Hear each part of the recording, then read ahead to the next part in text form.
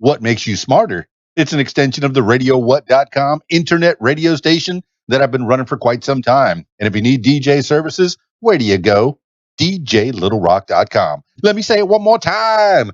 DJLittleRock.com. Check availability and get a free price quote. And maybe you can have me, yes, me, at your next event. I like to party with the people.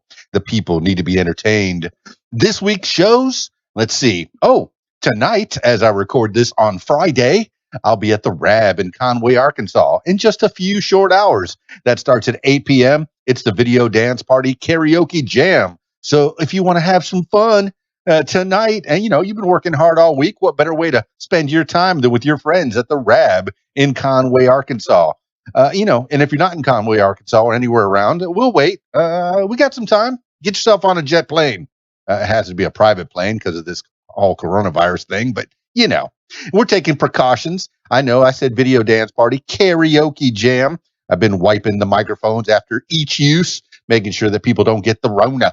And you have to wear a mask on the way in, but once you're seated, you could take the mask off because you got some drinks and you got some food. Yeah. And then when you're heading out to the bathroom, put the mask back on. Not that hard, to help people keep safe and keep a good vigilance on this coronavirus that we got going on. So as I alluded, the kitchen is open. The bar is stocked at the Rab in Conway, Arkansas, 8 p.m. tonight. And they also have pool tables, a pool tournament going on at the Rab in Conway. So get there, do it. All right. I'll see you all there at 8 p.m. Of course, I'll probably be there a little earlier because I got to set up all my equipment. That's the hardest part of the whole show is setting up the equipment. You know what I'm saying. I've been looking for a roadie since 1986. I can't find anybody that will set the equipment up the way I want it. Exactly the way I want it. That's just how it is, All right. And also, if you'd like to tell your story or hear the stories of others, I encourage you to check out my other podcast, What Makes You Famous. Find it everywhere using the hashtag What Makes You Famous. Well, as I'm streaming this live on Facebook, YouTube, and the twitch.tv/KeysDAN. I'm looking for more viewers over there, but I am paying attention a little bit to the comments as they come in. So if you want to comment on anything I'm talking about, you can do it. You can steer the conversation today on the program. Well, now on with the show.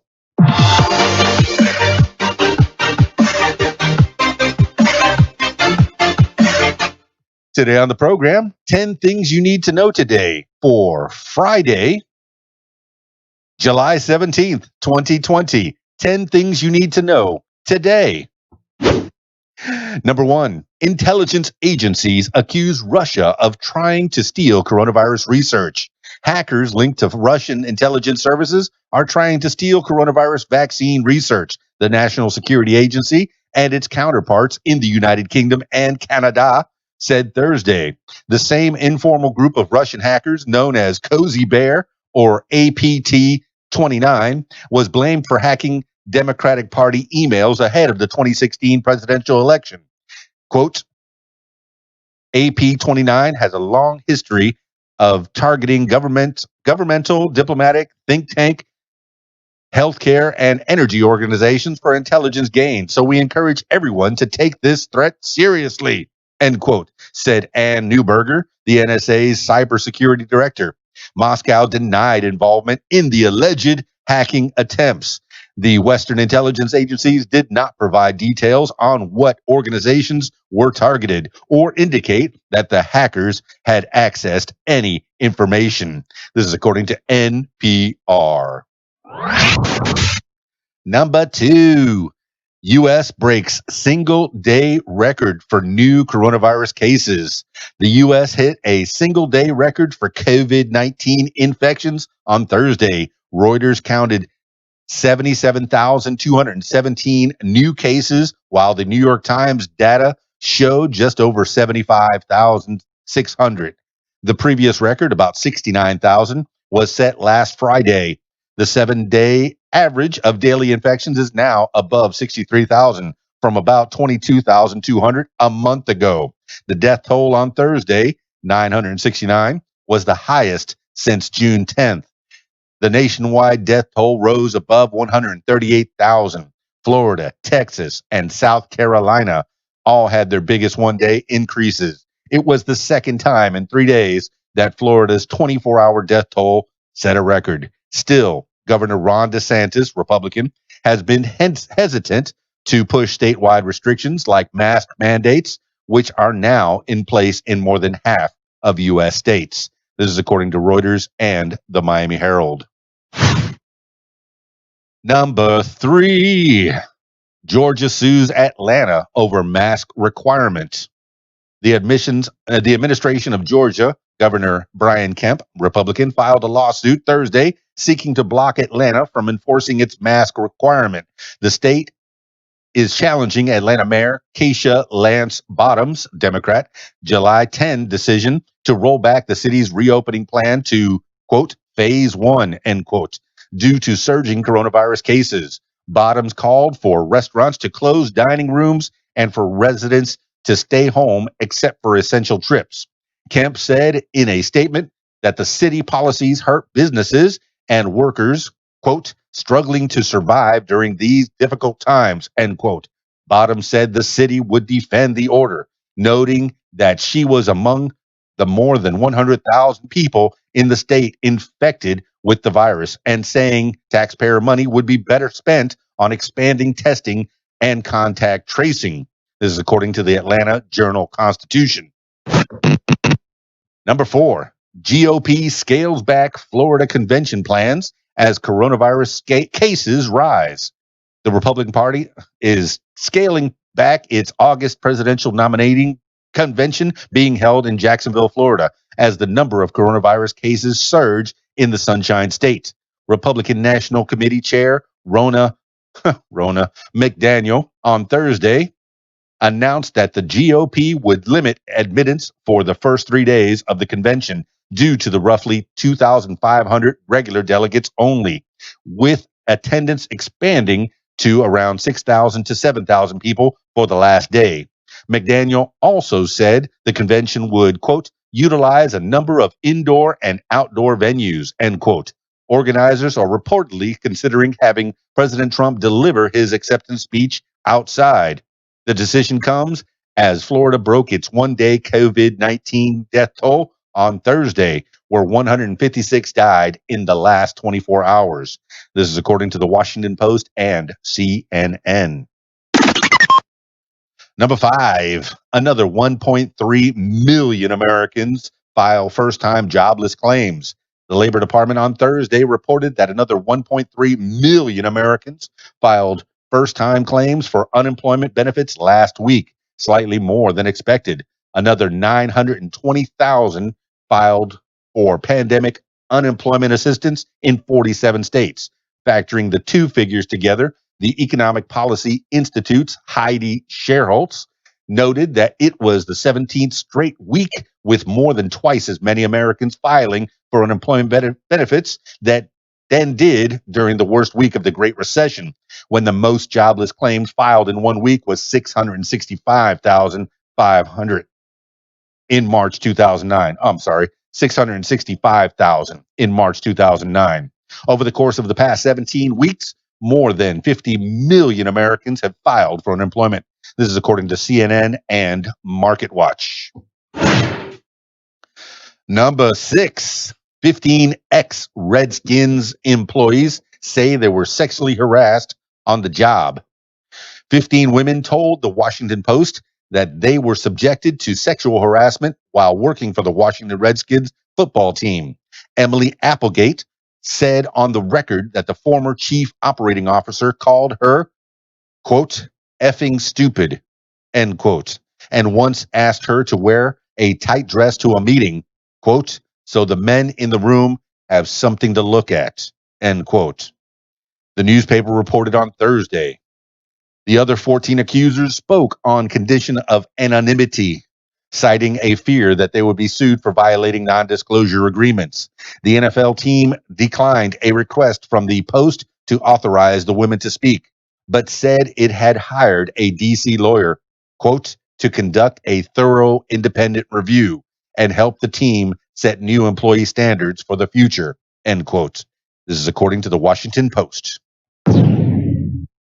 Number 7, USA Today says Navarro op-ed criticizing Fauci didn't meet standards.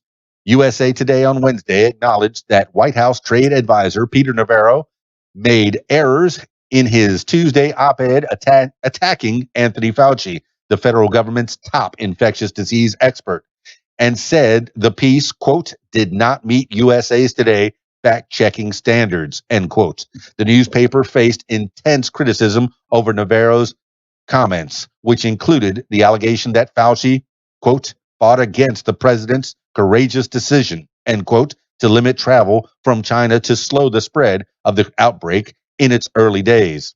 That sentence now links to a fact-check site that says available evidence indicates it is, quote, not accurate to say that Fauci criticized the president's decision to restrict travel with China, end quote. President Trump has distanced himself from Navarro, saying he, quote, made a statement representing himself, end quote, and, quote, shouldn't be doing that, end quote. This is according to USA Today and the Washington Post. Number 8, U.S. executes second federal prisoner after 2-decade hiatus. The federal government on Thursday carried out its second execution in 3 days after the Supreme Court ruled that the executions could go forward. It had been nearly 2 decades since the last federal execution. Lawyers for the inmate executed by lethal injection on Thursday, Wesley Ira Perkey, had argued that he was unfit to be put to death because he had dementia. Perkey was sentenced to death for kidnapping and killing 16-year-old Jennifer Long, then dismembering her and dumping her body in a septic pond. His last words in the Indiana execution chamber were, quote, this sanitized murder really does not serve no purpose whatsoever. Thank you, end quote. Long's father, William Long, said he was glad the wait for justice was over, and he hoped Perkey, quote, rots in hell, end quote. This is according to the Associated Press. Number 9, Democratic challengers outraise Republican senators in key races. Democratic challengers outraised Republican senators up for re-elections in at least a dozen races in the second quarter of 2020, according to newly filed reports. In North Carolina, Democrat Cal Cunningham brought in nearly 3 times as much as Republican incumbent Senator Tom Tillis. In Maine, Democrat Sarah Gideon raised $9.4 million compared to Republican Senator Susan Collins' $3.6 million. Arizona Democrat Mark Kelly hauled in $24 million, doubling GOP Senator Martha McSally's total on hand at the end of June. The Democrats' advantage came as President Trump's poll numbers have fallen as he faces criticism for his response to the coronavirus crisis and protests against police brutality and racial injustice that erupted after the killing of George Floyd in Minneapolis police custody. This is according to USA Today. Number 10, Trump's niece says he has used anti-Semitic and racist slurs. Mary Trump, author of a new tell-all family memoir, said in an interview with MSNBC's Rachel Maddow on Thursday that she has heard her uncle, President Trump, use both racist and anti-Semitic slurs. She told the Washington Post earlier Thursday that growing up, she witnessed, quote, knee-jerk anti-Semitism, end quote, and, quote, knee-jerk racism, end quote, in her family. Maddow asked Mary Trump about this and whether she ever heard her uncle express either anti-Semitic slurs or the N-word or other racist slurs, end quote. Trump quickly responded, quote, oh yeah, of course I did. I don't think that should surprise anybody, given how violently racist he is today, end quote. Maddow followed up by asking if she heard the president use the N-word, and Trump replied, quote, yeah, end quote. Within the last month, President Trump has defended Confederate statues and retweeted a video of supporter yelling, quote, white power, end quote. This is according to MSNBC and the Washington Post. That's 10 things you need to know today for Friday, July 17th, 2020. Thank you so much for listening. This has been What Makes You Smarter. Once again, if you'd like to tell your story or hear the stories of others, I encourage you to check out my other podcast, What Makes You Famous. Find it everywhere using the hashtag What Makes You Famous.